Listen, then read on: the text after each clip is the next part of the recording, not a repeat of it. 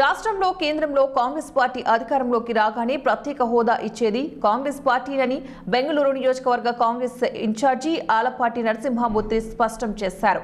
ముండూరు గ్రామంలో జరిగిన విలేకరుల సమావేశంలో నరసింహమూర్తి మాట్లాడుతూ దెందులూరు నియోజకవర్గ ప్రజలందరికీ కూడా అదేవిధంగా ఏపీ పీసీసీ అధ్యక్షురాలు వైఎస్ షర్మిలారెడ్డికి అదేవిధంగా రాహుల్ గాంధీ సోనియా గాంధీకి నూతన సంవత్సర సంక్రాంతి శుభాకాంక్షలు తెలియజేశారు.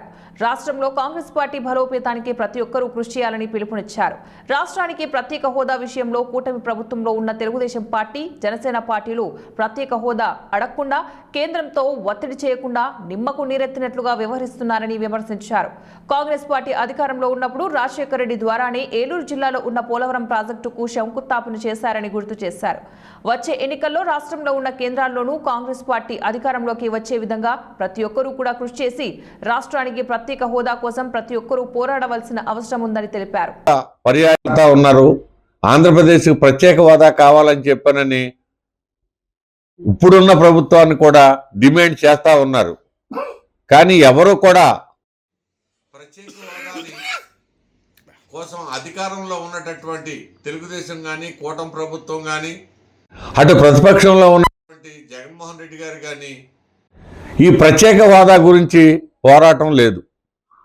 అది కావాలని చెప్పానని ఎవరో కూడా మాట్లాడింది లేదు. ప్రత్యేక హోదా ఆంధ్రప్రదేశ్ ప్రత్యేక హోదా కావాలి అని చెప్పానని కాంగ్రెస్ పార్టీ తపన పడతా ఉంది. ప్రజలందరూ గమనించాలి.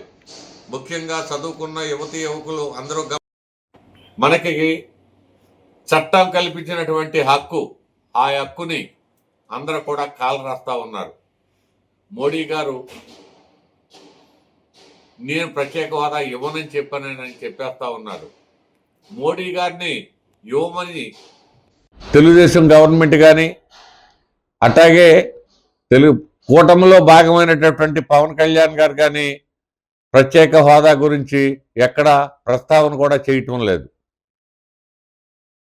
ఇది ఆంధ్రప్రదేశ్ ప్రజలకు చేస్తున్నటువంటి అన్యాయం.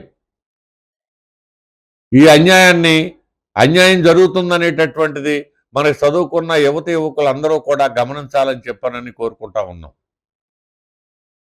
రాబోయే రోజుల్లో కాంగ్రెస్ పార్టీకి ఏ మాత్రం అవకాశం వచ్చినా సెంట్రల్ గవర్నమెంట్లో కానీ స్టేట్ గవర్నమెంట్లో కానీ మాకు ఏ మాత్రం అవకాశం వచ్చినా ముందుగా చేసేటటువంటి కార్యక్రమం ఆంధ్రప్రదేశ్కి ప్రత్యేక హోదా తీసుకురావటమేనని చెప్పానని కాంగ్రెస్ పార్టీ తరఫున మేము బలంగా ప్రజలందరికీ విన్నవిస్తూ ఉన్నాం.